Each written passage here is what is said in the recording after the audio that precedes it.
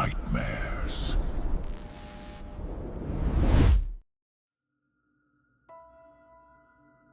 The water under the shack sounds busy before I even open my eyes. Small waves hit the stilts and echo through the floor. The old boards creak each time the shack shifts. I lie very still and listen. No voices, no boat engines, no trucks on the far road. Just the bay and the soft rattle of glass somewhere under the counter. For a few seconds I pretend it is any other morning out here. No broadcasts, no sick people, no screaming from the town on the hill. Just me, the shack, the water, and a quiet that used to mean peace instead of danger. Then the radio pops once and drags me the rest of the way awake. There is a constant hum behind the voices now, like the station is fighting with something. I roll off the cot, plant my feet on the cold floor, and reach for the small battery radio on the crate beside me. The plastic feels slightly sticky from salt in the air. Shelter in place. Do not approach anyone showing aggressive behavior or visible bite wounds. Local law enforcement and National Guard units are establishing checkpoints along Highway 12 and at the North Bridge. Stay indoors. Stay off the roads unless directed by authorities. The announcer sounds tired, the kind of tired that sits in the voice and drags each word. I twist the knob a little until the static clears. Same message, same lines I have heard all night, with only the town names changing. The list keeps moving closer. I glance at the notebook on the crate. First page of today. The top line is neat. Day 1. I wrote it just after midnight when the emergency tone started. Under it there are the promises. New ones. I add more when life changes. A month ago the list was about staying clean, calling my sponsor, not going back to the bar in town. Now the first line reads, stay alive in this shack for 30 days. Under it, no pills, no bottles, no needles. The same 3 from the first time I came out here to detox. I draw a box next to each one. I leave them empty. I never mark them early. I stand, stretch my back until it pops, and move to the small window that faces the shoreline. The glass has a streak of salt that I never managed to wipe off completely. Beyond that streak, the marsh and mudflats spread out toward the tree line. The tide is low today. Long strips of wet ground shine between narrow channels of water. A few gulls walk there and pick at something in the mud. The town sits behind the trees. I cannot see the buildings from here, but when the wind turns I catch noise from that direction. Last night it was sirens and horns. This morning it is nothing. A thin smoke line hangs over the trees, flat and steady. Someone's house or the gas station, maybe more than one. I pull on a faded long-sleeve shirt and my work pants from the chair. The fabric smells like sweat, fish, and the faint chemical bite of cheap detergent. No reason to change into clean clothes on day 1. I do not know how long I will be out here alone this time. The shack is one room on stilts driven into the mud and sand. My father built it before I was born. He used it to store nets and gear, and to get away from the house when he did not want to talk. When he died, I used it for other reasons.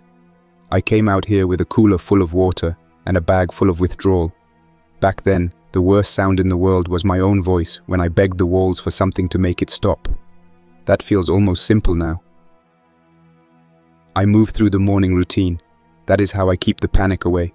Tasks, steps, order. I check the door first. Crossbar in place, hooks tight, hinges still holding. Then the 4 windows, one on each wall. Latches slip down and lock. No play in the frames. Salt has swollen the wood enough that it grips the glass. No easy entry for anything that climbs. Next, I kneel near the trapdoor in the corner. It leads to the narrow platform under the shack where the ladder comes up from the water. I slide the bolt, lift the hatch a finger's width, and look down through the gap. Empty ladder. The water slaps the rungs with a steady rhythm. Nothing clings to the sides. No arms, no faces. Just grey-green water and the tops of barnacles. I lower the hatch and slide the bolt back. The radio keeps talking. The announcer hands off to a new voice, higher and nervous. This one reads a list of symptoms, then a list of phone numbers that no one can reach anymore. Landlines for clinics, police departments, local emergency coordinators. It feels old already. I step to the counter and inspect the supplies again. 2 full water jugs, 6 gallons total, a plastic bin with more bottled water under the cot, close to 10 gallons there if I count right. Canned beans, vegetables, tomato sauce, fruit. 15 cans, 2 sacks of rice, 1 partly used bag of dry pasta, a small mason jar with coffee grounds, 4 small boxes of crackers, already soft from the air, a bag of salt, 1 small jar of peanut butter with half missing. It is not much for 30 days if I am alone and careful. It is nothing if someone else shows up and expects to share. I count again anyway. I do not trust my memory when I am anxious. It stretches numbers and makes them lie. Fishing will help. That is the whole point of staying in a shack on stilts over the bay. The water is food and water is company. The tide brings fish and crabs. I can stretch the cans if I catch enough. I can boil seawater for washing, not for drinking. For that, I will still need the stored fresh water and the big blue barrel with the filter in the corner. I tap the barrel and listen to the slosh. Still heavy. I glance at the other corner. 4 glass bottles stand in a neat row on the shelf. Each one has a strip of duct tape on it with my handwriting. Do not drink. These were my last test. I put them there when I first got clean and left them as proof that I could look at them and walk past. The seals are unbroken. They shine in the light from the window. The part of my brain that made excuses for years whispers that this is different. End of the world. Different rules. I focus on the notebook instead. I draw a small line under today's promises and write 1 more sentence. Do not touch the bottles. I put a box next to it and leave that empty too. The radio shifts from instructions to callers. I hate this part, and I cannot turn it off. A man comes on and breathes into the microphone before he speaks. He says his wife locked herself in a bathroom after she bit someone. He wants to know if he should open the door or run. The host tries to calm him down, asks about bleeding and fever and responsiveness. A siren wails faintly in the background and cuts out mid-tone. The line drops. I turn the volume down until the voices become a faint murmur against the sound of the bay. I am not strong enough to listen to all of it, not and stay focused on what I have to do. I start the day's work by stepping outside. The front door opens onto the small deck that wraps around the shack. It is barely wide enough for 1 person to walk. The rail is a simple line of boards. The air hits me with cold and salt. A few early insects buzz at the edges of the deck. The tide is still low. The stilts sink down into the mud, tall and sturdy. Some of them are old wood from my father's time. Some are newer posts I added during my second attempt at sobriety. I walk the deck in a slow circle, 1 hand on the rail. I look down between the slats at the water and mud. No movement except gulls and a couple of small crabs. Farther out in the channel, a thick branch drifts past. It bumps one of the stilts and passes under the shack. The wood shivers once. I count that as a test. The ladder on the far side leads down to a smaller, lower platform just above the waterline. That is where I fish. That is also the only easy way in. I built a hinged section halfway down the ladder after my last relapse. It folds up and locks, so there is a gap someone would have to climb or jump to cross. It was meant for me then, not for monsters. I look at it and feel a quiet relief that past paranoia is paying off. I spot something new near one of the farther posts, a bundle of cloth or seaweed caught on a broken board. At first I ignore it. Then I see the pale shape of a hand in the folds. My throat goes dry. I grip the rail harder and lean over. The body lies face down in the shallow water near one of the stilts.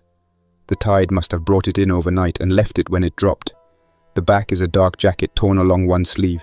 The hand is thin and colorless, fingers curled slightly. No movement.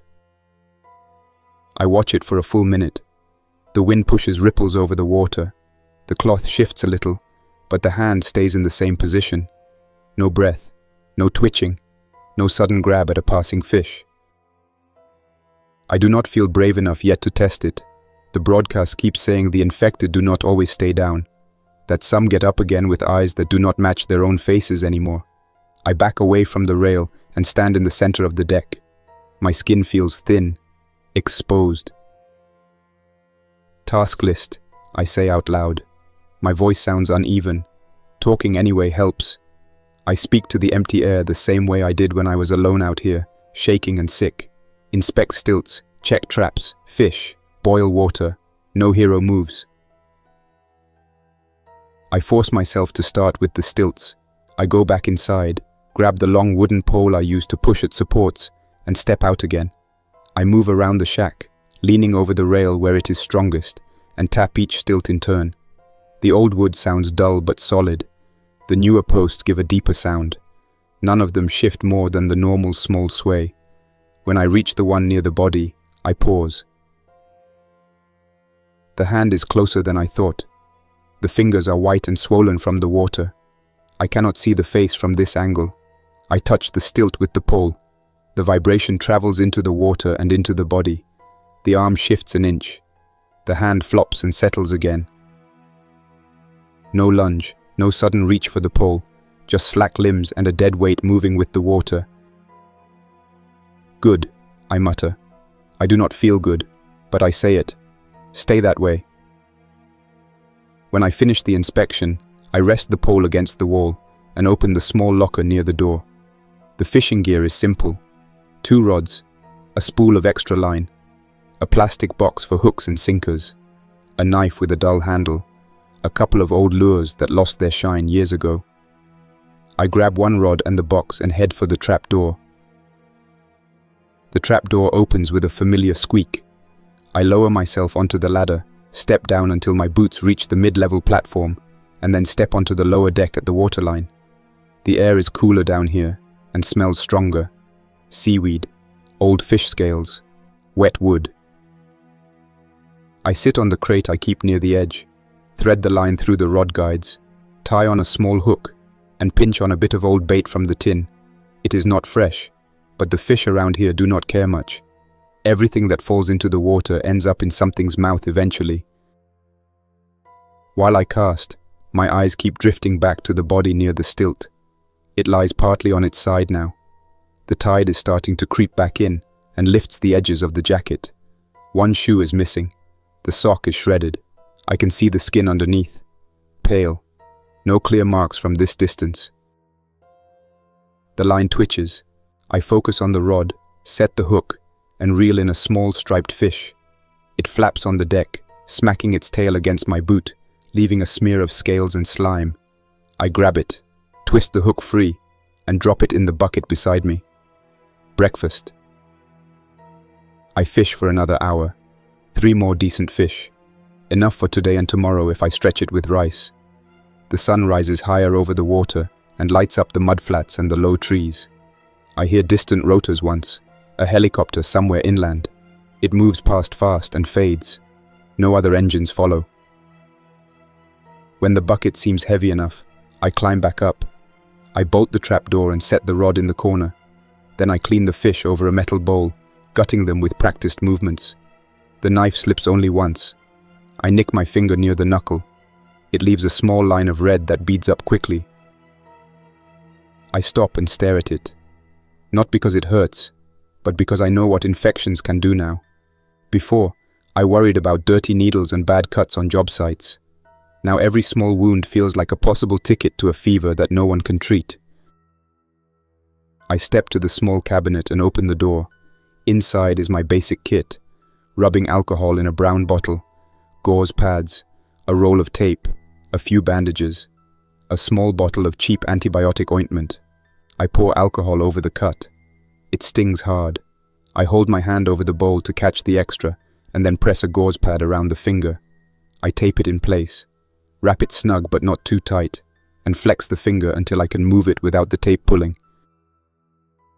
Wound cleaned. No excuses, I say under my breath. I put the bottle back and close the cabinet carefully. Supplies are limited. No wasting. By midday, the sun is hot through the windows. I cook one of the fish in a small pan over the camping stove, using a tiny splash of oil from the last bottle. The stove is a small propane unit. I have 2 canisters left after this one. No open fire on the deck today, with all the tension in the air. I eat slowly, picking the meat off the bones, and then I drink 1 cup of water and log everything in the notebook. Food eaten, water used, fuel burned, number of fish in the bucket. I give each thing a line and a number. It feels obsessive, but I know what happens when I improvise too much. The same pattern that pulled me toward 1 more drink or 1 more pill will pull me toward 1 more meal, and 1 more full cup and 1 more night with a light on. That is how I ended up sleeping in my truck behind the bar last time. In the early afternoon, the radio changes. The host announces that the station is switching to recorded emergency guidance for a few hours while staff relocate. A new voice comes on, recorded earlier. It explains how to barricade doors, how to avoid crowds, how to treat minor injuries. The calm tone clashes with the faint sounds behind it. I can hear something pounding on a door in the distance. Someone forgot to edit that out. I turn the volume even lower, just enough to hear if there is a new order to evacuate or a warning about the bay. I sit on the cot and rest my back against the wall. For the first time since sunrise, my hands are still. The quiet does not last long. A shout cuts across the water from the direction of the far channel. I jolt upright, grab the small pair of binoculars from the shelf, and rush to the window. A small flat-bottomed boat drifts near the edge of the marsh, close to where the tidal creek meets the main channel. 2 figures stand in it. One rows clumsily with a single oar, trying to guide the boat.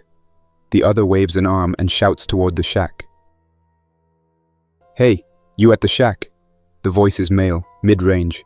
The words carry easily over the water. "We see you in there, please." I freeze at the window. They are far enough away that I cannot see faces yet, but I can see the way the boat lists. It is loaded with something heavy in the bow. Maybe gear, maybe someone lying down. I know exactly what my first instinct would have been a year ago. Help, pull them in, share my stash.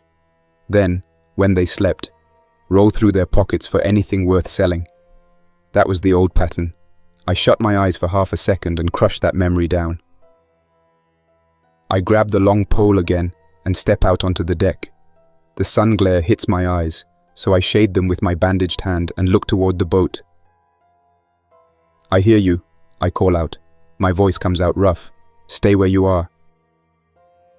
The person steering the boat lifts the oar and waves it. A woman this time. Short hair, red jacket. The man beside her keeps shouting. "Let us tie up," he yells. "We just need a place to stay for the night. We have food. We can trade. We have medicine." The word medicine hits me harder than it should. My hands tighten on the pole. I do not know what kind of medicine he means. Real antibiotics, painkillers, something stronger. The part of my brain that loved pills wakes up for a second. Then I see the way the boat rocks. Something wrong in the bow. "What is in front of you?" I shout back. "There on the floor. Who is that?" The man glances down. For a moment he hesitates. Then he says, "Our friend. He is hurt. Please." "Bitten?" I ask. Silence. The oar dips into the water again. The boat moves a little closer. The gap between us shrinks. I can see the face of the man now. He is maybe mid-30s. Unshaven, eyes wide. The woman behind him is thinner, with dark circles around her eyes. She keeps looking back at the marsh, not at me. I asked if he is bitten. I repeat. I do not raise my voice this time. I let it carry at a normal volume. The man's jaw works. Then he shouts, "Yes, but we covered it. He is fine. We just need somewhere to wait it out. They said it is just some kind of flu." The words do not match the broadcasts. I have heard doctors on the radio describing what a bite does. Fever, confusion, aggression, then something worse. I look at the shack. I look at my supplies. I think about one sick person in this small room, thrashing around, grabbing at whatever is close. I think about my father's tools under the cot. Hammers, a small hatchet. "If he is bitten, you cannot come up here," I call. "I am sorry, I mean that, but you cannot." The man explodes. His words turn sharp and fast, full of insults I have heard my whole life, often directed at me. The woman behind him grips the oar and tries to speak over him. She calls out that they will tie up under the shack and stay on the lower platform. She says they will not come inside. I know how that ends. One infected person thrashing under my floor. No way in or out without stepping past him. No room to sleep with that kind of noise right beneath me. No clear shot if I need to stop him. "You have to move on," I shout. My voice cracks a little in the middle. There are other docks, other places. This one is taken. The man stands fully now, arms wide. The boat wobbles. He points at the shack. "You think you get to live and we do not?" he screams. "You think you are better than us?" The woman grips his sleeve and pulls. He yanks his arm free, pushes her back, and she stumbles. The boat rocks harder. The bundle in the bow moves. A low sound rises from it. Not speech, a wet rasp. The man spins toward the sound, swears under his breath, and then shouts at me again. But his eyes are different now. Fear, not rage. Real fear. The woman drops the oar and grabs the side of the boat, staring down at their friend. I do not stay to watch the rest. I step back from the rail and press my back to the wall of the shack. I cannot offer anything except words, and words do not mean much against what is in that boat. The shouting goes on for a few more minutes. The boat drifts slowly past my shack and toward the far side of the channel. Their voices get smaller. I hear splashing, then a scream cut short. I do not go back to the rail. I stare at the ceiling and count each breath until the bay is quiet again. I do not feel brave. I do not feel smart. I feel like a man who stayed in one spot and refused to let strangers in. Some part of me whispers that I just watched people die again through inaction. That is a familiar whisper too. When the sun starts to drop, it paints the water in dull orange. I finally force myself to look outside. The boat is gone. The body near the stilt is still there, but shifted closer to the shack. The rising tide has lifted it and pushed it against the post. The hand is almost touching the wood now. I sleep badly that night. Every creak sounds louder. Every bump against the stilts feels heavier. I leave the lamp off and sit in the dark for a long time, listening. At some point, near what must be early morning, I hear distant gunshots from the direction of town. Not single shots. Bursts, then a dull thud that might be an explosion, followed by silence. Day 2 begins with the same radio voice, but thinner. The station has moved to another building. It broadcasts from a secure facility now. The host sounds like he has not slept. He lists more towns with confirmed outbreaks. The map in my head fills with red pins. I mark day 2 in the notebook. New promises under the old ones. Do not go to town. Box. Do not answer the bottles. Box. Check cut twice a day for redness. Box. I peel off the old gauze. The cut looks clean. No swelling. I wash it with boiled water that cooled overnight and dab a bit more ointment on it before rewrapping. I do not rush the process. This is how I prove to myself that I am worth the supplies. The next few days settle into something close to a pattern. I fish during low tide hours, salt some of the catch and hang it from hooks inside to dry, cook one small meal in the morning and one smaller meal in the evening. I boil a pot of seawater each day and use it for cleaning dishes and wiping my skin with a rag. Drinking water stays in covered containers. The body near the stilt does not stay still. On day 3, the tide lifts it enough that the head bumps the post each time a wave hits. At first, the movements are small, more drift than intent. Then, as I watch through the binoculars, the head turns. Slowly, the face comes into view. The eyes are open. The mouth works as if chewing. The skin is pale and torn around one cheek. The arms twitch. One hand scrapes at the post, fingers flexing. There is no air in the lungs to form words, but the mouth continues to open and close, teeth clacking faintly.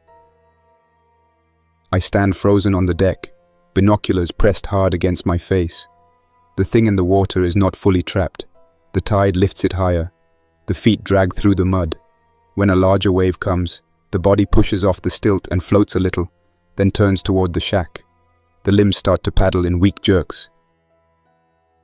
It is not fast, it is not smart, but it is moving, and it is moving because it senses something.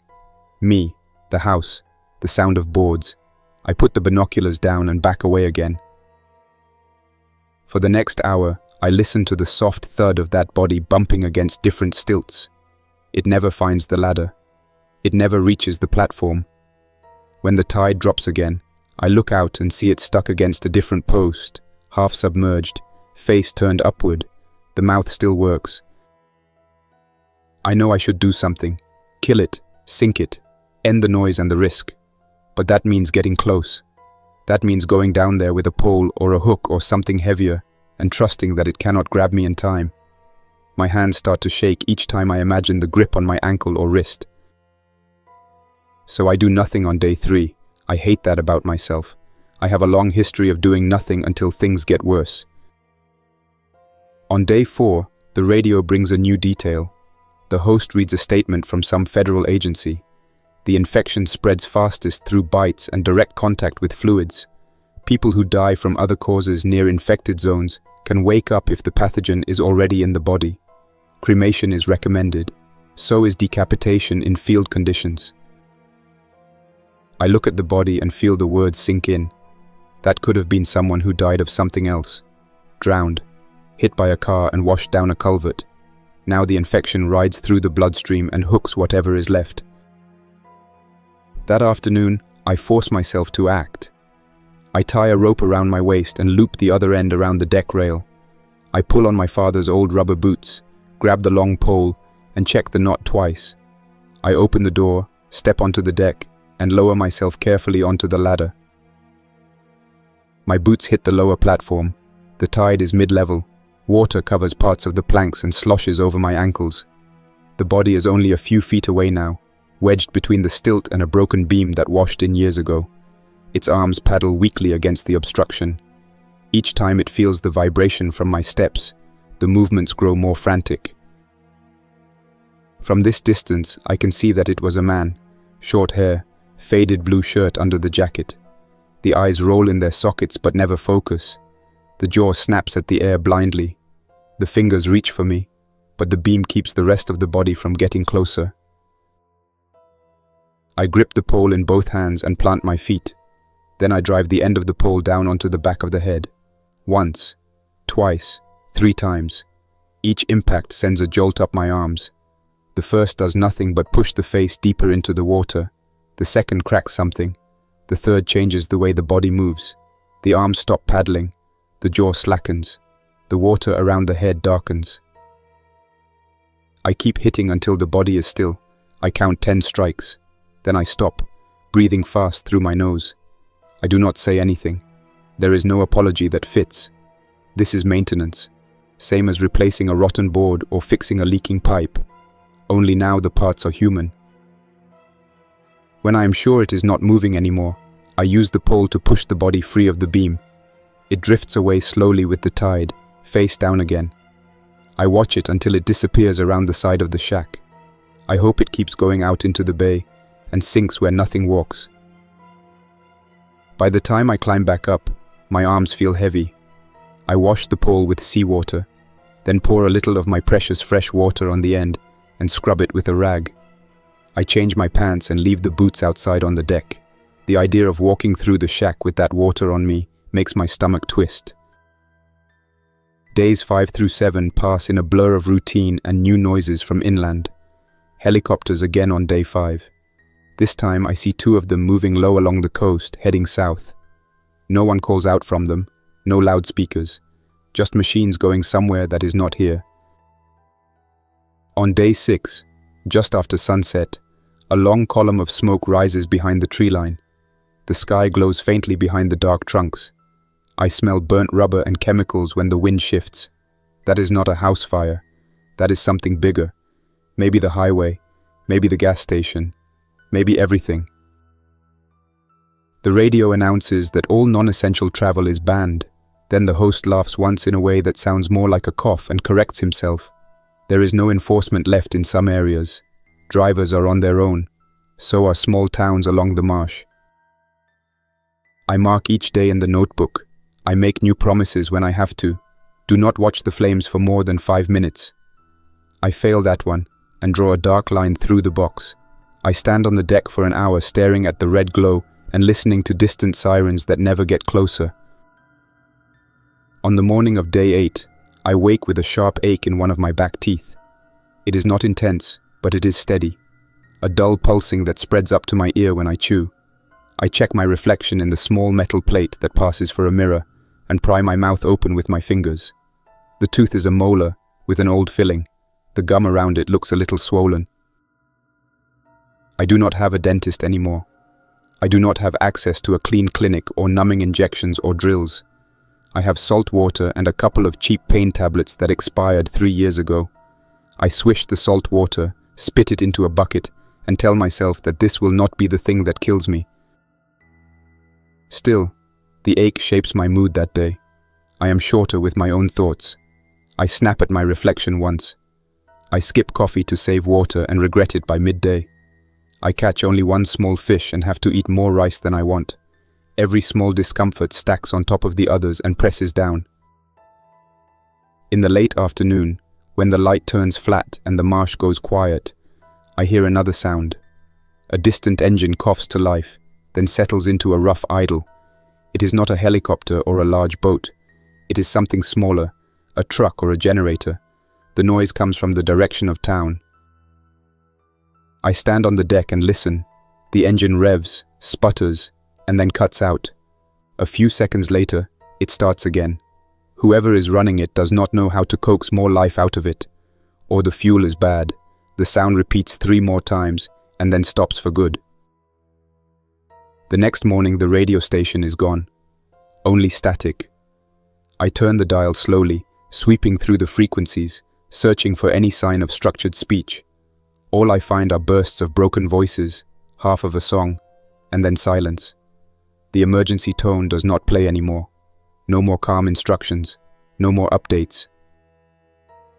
I feel more alone in that moment than I did during any night detox in this shack. Back then, I knew there was a world outside my pain. Now the world outside my shack feels like a hole with teeth. On day 10, someone returns from my past. It is late morning. I am on the lower platform, cleaning fish again, when a voice drifts over the water. Jonah Hale. The knife slips in my hand. I jerk my fingers away before it cuts. I freeze, then slowly straighten. That voice lives in a part of my memory I do not visit often. Smoky bars, parking lots, bathroom stalls. I step to the edge of the platform and look toward the shore. A man stands on the mudflat near the base of the ladder. The tide is low again, so he reaches the posts without getting his waist wet. He wears a stained hoodie and jeans. Mud coats his boots up to the ankles. His hair is longer than I remember, streaked with grey. His face is thinner, but I recognize him. Eli, I say. The name feels sour in my mouth. He grins weakly and lifts one hand in a half wave. Knew this is where you would run, he says.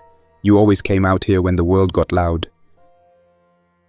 I look him over carefully. His sleeves are rolled up, no bites on the arms. His neck is bare. His face is clear except for a small cut on one cheek that looks shallow and scabbed. His walk is steady. His eyes move with purpose, not in the loose searching way of the infected. How did you get out here? I ask. Walked, he says, shrugging. Road is a mess. Town is worse. I followed the marsh. Figured you would be sitting on this old box of splinters, hiding from everything. And look at that. I was right. His tone digs under my skin, half joke, half accusation. That never changed. I glance up at the gap in the ladder where the hinged section folds. I am still on the lower platform. He is on the mud below. If he lunges, he will hit nothing but wood. You clean? I ask. No bites, no fever. He rolls his eyes. Always straight to business with you now, huh? Yes, no bites, no weird behavior, no hunger for brains. I do not laugh. Lift your shirt, I say. Let me see. He hesitates for a second, then sighs and lifts the hoodie and t-shirt under it. His torso is pale, with a few old scars I remember. A knife scrape from a bad deal. A cigarette burn from a drunk night. No fresh wounds. Happy? He asks, dropping the fabric. Relieved, I answer.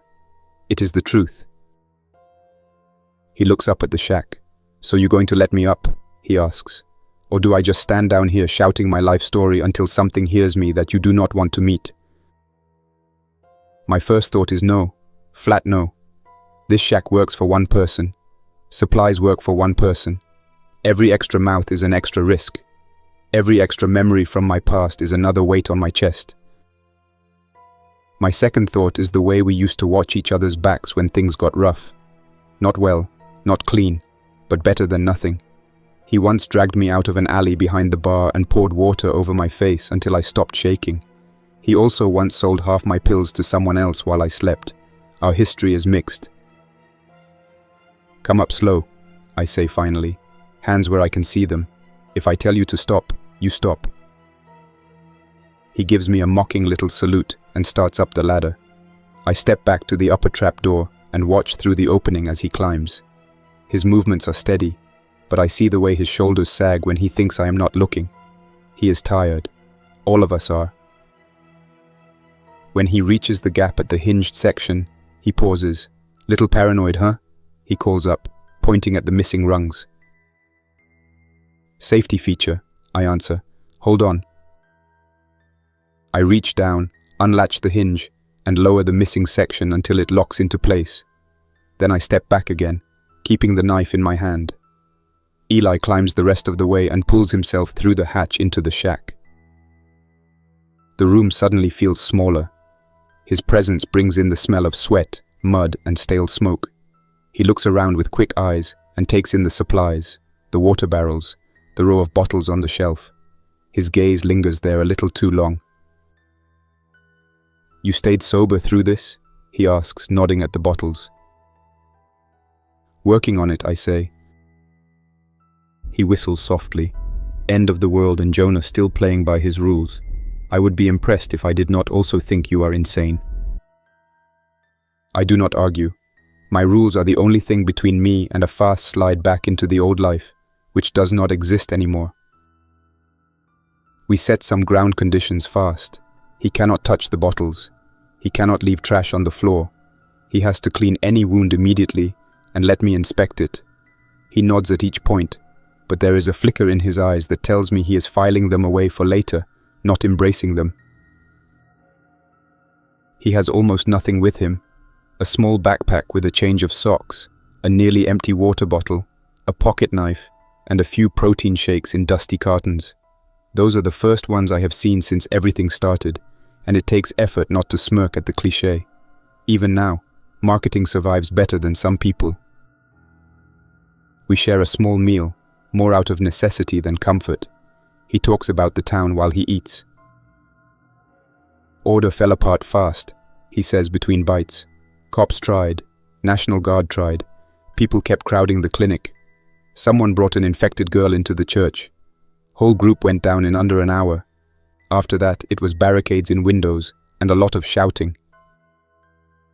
He tells me about a roadblock on the highway that turned into a pile-up when someone panicked and rammed a truck into the line of cars. He describes men in partial uniform arguing with a local sheriff about who is in charge, while the infected stumbled out of the tree line toward them. Government did not vanish in one moment. It broke apart in small pieces, each person deciding what rules still mattered. You could have stayed and helped, I say quietly. He shrugs. I am not a hero, and I am not a cop. I saw things sliding into a mess and I remembered this shack. Figured you would either be here, or I would at least have 4 walls and a roof.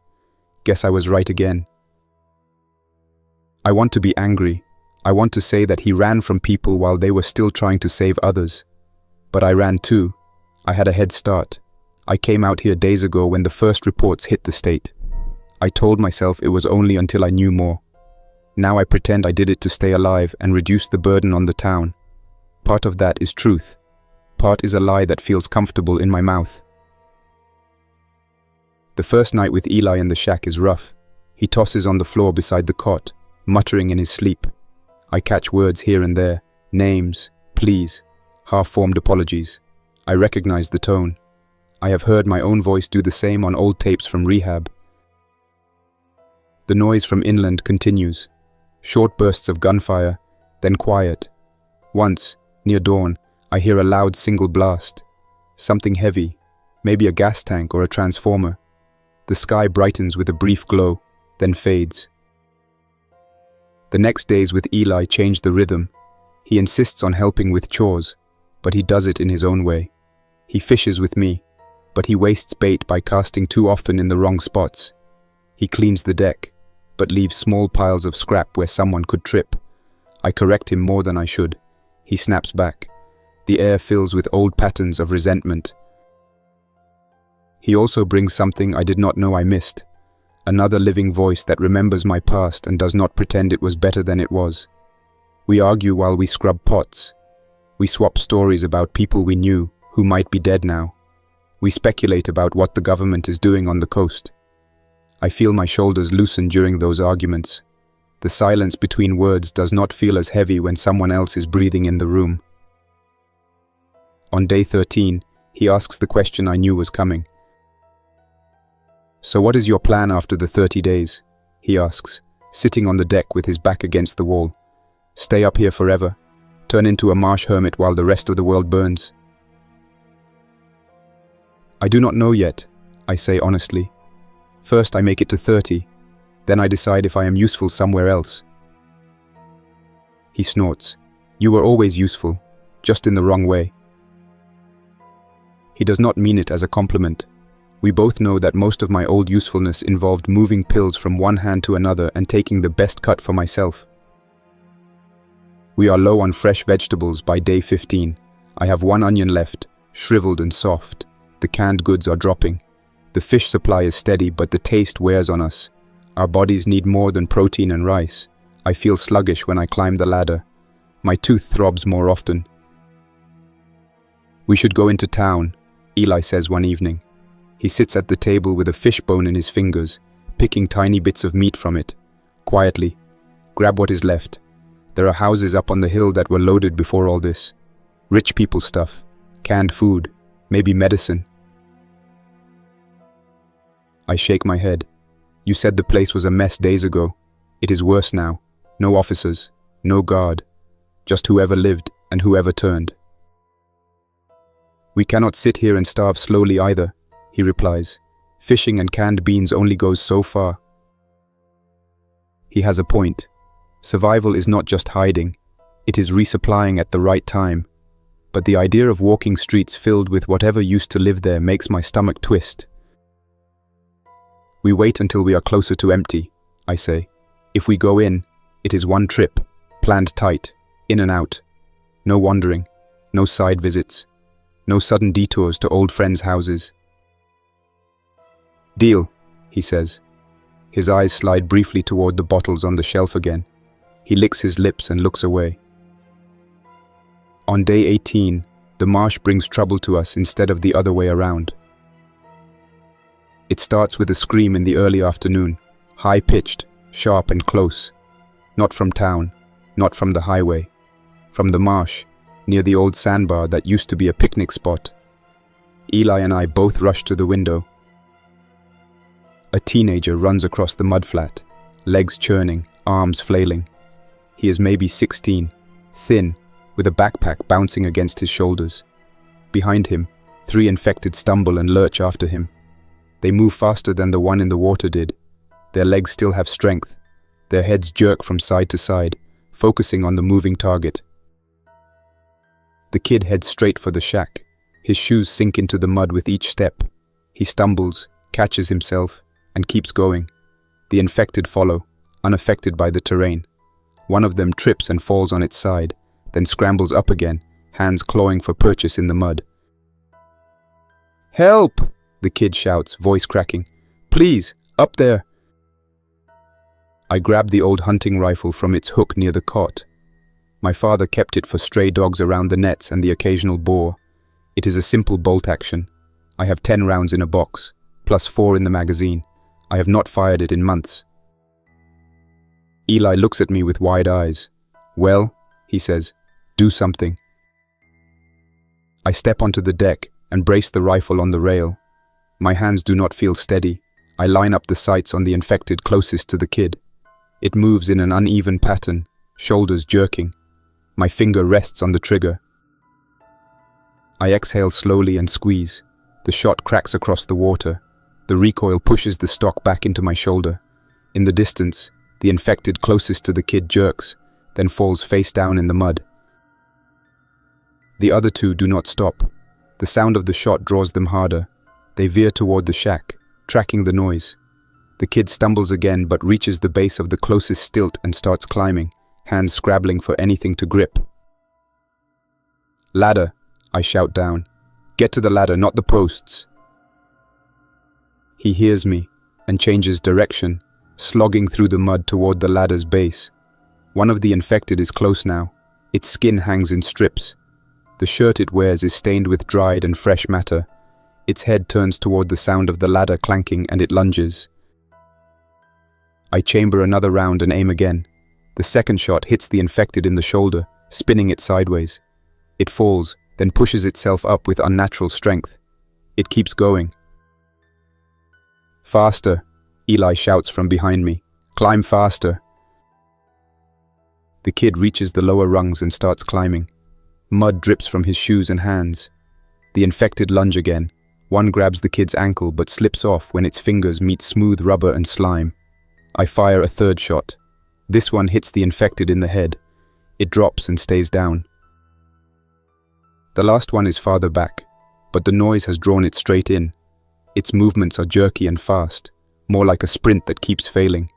It covers the distance between the sandbar and the stilts in seconds, stumbling but never stopping. The rifle's magazine is down to 1. I line up the shot and fire. The round goes wide. There is no clean hit. The infected slams into one of the stilts instead and grabs at it, mouth working. It starts climbing, using protruding knots and bolts as holds. Inside, I shout to Eli. Pull the kid in when he gets up. I will deal with the climber. I drop the empty rifle on the deck, grab the long pole again, and rush to the side where the infected is climbing. Its hands scrabble higher. Its nails tear on rough wood, but it does not seem to care. Its eyes fix on me. There is nothing in them I can talk to. I jab down with the pole. The first hit catches it in the shoulder. It sways, then regains its grip and keeps moving. I hit again, this time aiming for the face. The pole smashes into its nose and mouth. Teeth break. The head snaps back. It loses one handhold but keeps the other. The kid's head appears at the edge of the deck. Eli grabs his collar and hauls him over the rail. Both of them fall back onto the boards. I have no time to look. The infected is almost at the lower platform now. I hit it again and again, driving the pole down onto its skull. The wood sends each impact straight into my arms. Finally, something gives. The body loses both holds and falls back into the water. It hits with a flat splash and floats for a moment, then sinks slowly, limbs loose. My breaths come fast and shallow through my nose. I lean on the pole and watch the water until I am sure nothing rises again. Then I step back, set the pole down carefully, and turn to the 2 figures on the deck. The kid looks up at me with wide eyes. He is maybe 16, as I guessed. Dark hair, shaved close on the sides, longer on top. His clothes are torn. One sleeve hangs by a thread. His backpack strap is broken and tied back together with string. He shakes all over, but his movements are coordinated. No mindless lunging, no empty gaze. "Thank you," he says, voice cracking. "Thank you. I thought I was done." "Feet," I say.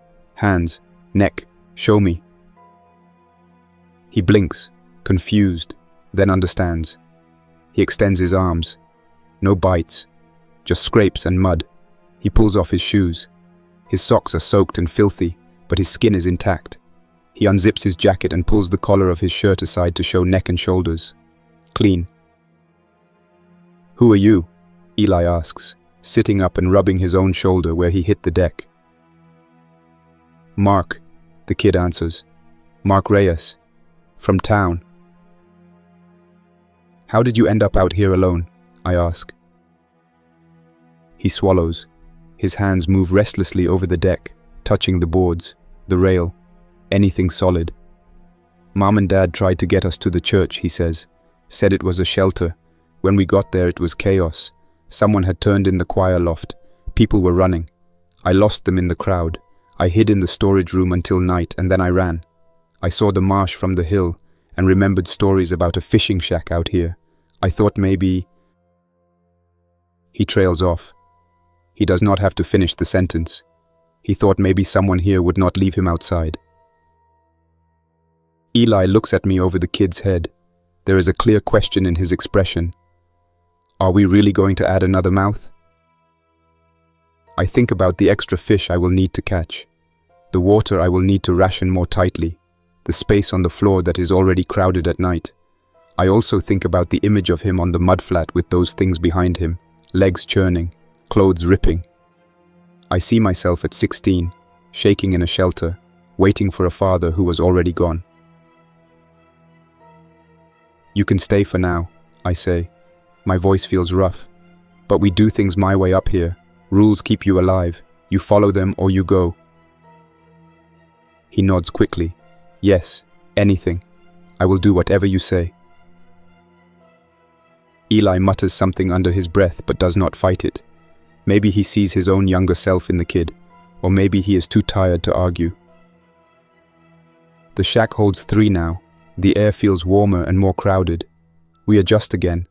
I stretch the rice thinner, water it down into a paste to go with fish. I enforce hand washing after every task.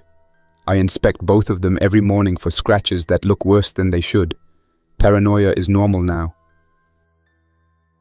Mark asks questions constantly, about the infection, about the government, about whether the power will ever come back. I answer what I can with honest words. I do not sugarcoat it, but I also do not crush him with worst-case guesses. He is still a kid. He needs some kind of thread to hold in his hands. On day 20, he asks me about the bottles. "Why do you keep that stuff if you do not drink it?" he says, nodding at the shelf. "Reminders," I answer, "of who I was and who I do not want to be again." "Seems easier to just pour it out," he says. He is not wrong. I have had that same thought 100 times. But each time I decide that walking past those bottles without touching them means more to me than the clean shelf would. It is an argument I have with myself daily. Eli watches this exchange with an unreadable expression. On day 22, everything shifts again. It starts with a small argument between me and Eli about the last onion. He wants to use all of it in one pot of fish stew. I want to save half and stretch it over 2 days. The conversation is calm at first, then sharp. Mark sits in the corner and pretends to read an old magazine, but his eyes track back and forth between us. Eli slams his hand on the table at one point. "This is not rehab, Jonah," he snaps. "You do not get to micromanage every bite that goes into my mouth." "I do when my supplies keep you alive," I answer. "You came here with nothing. You want to eat. You follow the plan." He laughs once, dry and angry. Same old Jonah, always handing out rules like pills. "Take this, do that. Trust me, I know what is best." Before I can respond, a new sound cuts through the argument. A dull thump against one of the stilts, then another, and another. Not the light bump of driftwood, heavier, more rhythmic. All 3 of us freeze. The air feels different. I move to the window and peer down between the boards. Shadows shift in the water. I see pale faces turned upward, mouths open, arms reach for the posts. "A group found the marsh," I say quietly. At least 6 infected cluster around the stilts. Some wade in waist-deep water. Others stand on higher mud patches. Their clothes hang in strips. Their skin is marked by bites, burns, and bruises. They slam their hands and shoulders against the posts, responding to the noise from our argument. The shack shakes slightly with each impact. Boards creak. A mug rattles on the counter. Mark backs away from the windows and presses his back to the interior wall. His eyes dart from me to Eli and then to the trapdoor. "Can they knock us down?" he asks. "Not fast," I answer, "but if they weaken one of the main posts, we will feel it." Eli moves to the rifle and checks the chamber. "Shots will draw more," he says, "but if they crack a support, we are in the water with them." We do not have long to decide. One of the infected slams repeatedly into the same stilt, using its whole body weight. Each blow sends a dull vibration through the floor. Another starts clawing at the ladder. Its nails scrape over wood. "We pick off the ones doing the most damage," I say. "Fast shots, no repeated misses. Mark, stay low, away from the windows. If anything gets on the ladder, shout." We step onto the deck together. The infected below react immediately to the movement. They howl and reach upward, arms stretching. I take the rifle. Eli grabs the pole. I aim at the one hammering the main post. It is close enough that I can see the torn mess of its face. I ignore that and focus on the center of its forehead. One clean shot. The rifle bucks. The infected drops. Another takes its place. I fire again. This one goes through the eye. It falls too. Each shot echoes across the marsh. Birds explode from nearby reeds. Panicked, I hear distant answering moans from farther off. Our little wooden island just lit itself up on whatever map the infected carry in their broken heads. Eli leans over the rail and jabs at any hands that reach the ladder with the pole, smashing fingers and knocking grips away. Mark calls out directions from the side window. "One on the northeast post," he says. "Big one, hitting hard." I shift position, aim, and fire. The big one collapses in the water, pulling two others down with it for a second. They scramble back up, slipping on its body. The magazine empties again. I pull back, reload with shaking fingers, and step out once more. By the time the last round fires, the water around the shack holds at least 8 still bodies. A few still twitch, but none are slamming the posts anymore. Silence returns slowly. The only sounds left are our own breathing, the drip of water from the stilts, and the distant, very faint noise of more infected somewhere farther in the marsh, drawn but not yet close. We retreat inside and close the door. I slide the crossbar into place and stand with my forehead against the wood. Sweat runs down my neck. My hands shake. I set the rifle carefully on the table so I do not drop it. Mark sits on the floor with his knees drawn up, arms wrapped tightly around them. He stares at the trapdoor as if expecting it to burst open. Eli leans against the wall, breathing hard through his nose, eyes unfocused. "We held," I say after a minute. "Shack is still up. That is what counts." No one answers. The argument about the onion feels small now.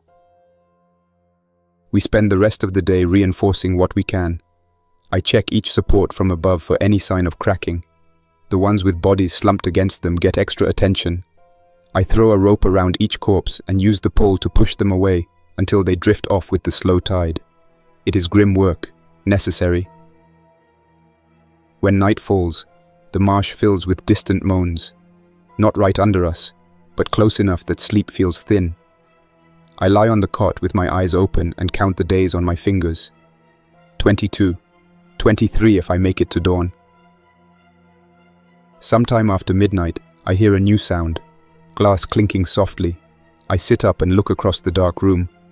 A silhouette stands by the shelf with the bottles. "Eli," I say softly, "step away from that." He freezes, hand on the neck of one bottle. "I cannot sleep," he mutters. "My head is full of what we just did. I just need a little take the edge off." "A little will not stop there, and you know it," I reply. "You are not the only one who wants that. I have sat in this room for years hearing that same excuse in my own voice." He grips the bottle harder. The glass clinks against its neighbor. Mark shifts in his sleep but does not wake. "We could die tomorrow," Eli says, and you are still holding onto your clean streak like it matters more than anything. It matters to me, I answer. If I die, I want to die as someone I can stand, not the one who sold out everyone around him for another night he does not even remember. Silence stretches. I know this is not just about the bottles. This is about control, about who sets the rules in this small wooden box on stilts. Let go of it, I say finally. Walk away. You do that, and we keep sharing food, water, and space. You open it, and you are on your own. He stands there for a few seconds, breathing hard. Then he releases the bottle. His hand falls to his side. He steps back, shoulders hunched, and lies down again in his corner without another word. I breathe out slowly and mark a new line in my head for tomorrow's promises. Do not throw him out in the dark. I plan to put a box next to it and leave it empty for now. By day 25, the radio remains dead. The sky is dull most days, the smoke from inland fires rising and blending with low clouds. Ash falls in thin dust on the water sometimes. Fish swim through it anyway. Life goes on in simple ways, even when everything complicated falls apart. Mark talks less now. The newness of the horror has worn off. He helps with chores without being asked. He checks his own skin daily and asks me to confirm he looks normal. He has nightmares where he calls for his parents. I wake him gently and tell him to drink water each time. His eyes always search the room for a second, confused, before he remembers where he is. Eli stays edgy. He walks the deck more, scanning the marsh with narrowed eyes. Sometimes I find him muttering under his breath at the water, fragments of old deals, old promises, old debts. He is restless in a way that does not fit well on a platform surrounded by water. On day 27, he tells me he is going into town. We cannot keep waiting, he says, standing with his backpack on, laces tied tight. Supplies are low. I know houses where we can find more. Good stuff. Canned goods. Maybe even medicine that has not expired yet. We planned to go together if we went, I remind him. In and out, no side trips. He shakes his head. You keep hesitating. By the time you make up your mind, other people will have stripped the place clean, or the whole hill will be crawling. I can move faster alone. I know which doors to knock and which to skip. He does not say that some of those doors belong to people he used to sell to. Doctors, pharmacists, people with well-stocked cabinets and hidden safes. He does not have to. I see it in his face. If you go, there is no guarantee you make it back, I say. There is no guarantee I make it to the end of the week sitting on this shack either, he replies. At least this way I feel like I am doing something. Mark stands off to the side, silent. His eyes move between us, full of worry. I weigh it. If I forbid him, if I try to physically stop him, it will turn into a different kind of fight. We will push each other in a room with limited exits and sharp tools. I do not want that. Free will did not end when the dead started walking. Take the flare gun, I say finally. If you get into real trouble, fire once. If it is safe enough, we will come to help. If we do not come, it means the marsh between us is filled, and we will just die together if we try. He nods, takes the flare gun from the hook near the door, and tucks it into his belt. He hesitates by the shelf for a moment, then grabs one of the bottles and stuffs it into his pack. Payment, in case someone asks for it, he says when he sees my expression. Old world currency still has value in some corners. I say nothing. I could argue, but once he is off the deck, he is his own problem with that choice. We watch from the deck as he climbs down the ladder, wades through the shallow water, and heads across the mudflat toward the tree line. His steps are careful, but he moves with purpose. He does not look back.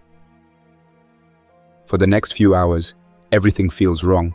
The shack has an empty space in it. Mark sits near the window, staring toward the trees. I fish, but my focus is split. Each creak in the floor sounds like something, not just old wood. Near sunset, A bright red streak flashes in the sky above the town. The flare. It arcs up, hangs for a moment, then fades. Mark jumps to his feet. "We have to go," he says. "He needs help." My stomach drops. This is the choice again. Put my life and Mark's in the balance for someone who walked off with a bottle and a handful of old habits, or stay and live with the image of that flare in my mind. I close my eyes for a second. I see Eli dragging me out of that alley long ago, when I went down hard on dirty pavement. I see him walking away this morning with a pack and a plan. I see the kid on the mudflat with infected behind him, and the way it felt to pull him up onto the deck. "Get your shoes," I say to Mark. "We go as far as the tree line, no farther if it is crawling.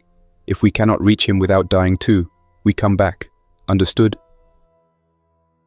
He nods, face pale but determined. I grab the rifle, check the remaining rounds. 3 left. I tuck the knife into my belt and strap on the small backpack with water, gauze, and the last 2 pain tablets. We descend the ladder carefully, scanning the marsh. No infected near the stilts right now. The water is low. We move across the mudflat in a low crouch, feet sinking slightly with each step. The smell of rot and smoke mixes in the air. Insects scatter from our path. The sun hangs low, turning the standing water in small pools into bright patches that hurt the eyes. At the tree line, we pause and listen. The town sounds different now. No cars, no sirens. Just occasional distant moans and the faint crack of something falling over. The flare's smoke lingers above one street, a thin column pointing down to whatever mess waits below. I look at Mark. He looks back, waiting. The decision is mine. I take a deep breath through my nose and step forward into the trees. Whatever I find in that town in the last few days of my promised month will not be clean, but I step forward anyway, because I made promises before all this to be different, and those promises do not mean much if I only keep them when nothing is at risk. The shack on stilts stands behind us in the fading light, alone over the restless bay, holding the marks of everything we have already done to stay human. And that's where we'll stop for now. Thanks for listening. Don't forget to like, subscribe, and tell me how the story hit you. What moments worked, what didn't, and what you'd want to hear next. And a big thank you to everyone supporting the channel, especially with extra membership: Carlos Herrera, The Great Anywho, Jay Dalla, Madam Midnight, Deborah Powell, William Blackwell, TJR. You keep this project alive. Until next time, Survivor. Jack's Nightmares signing off.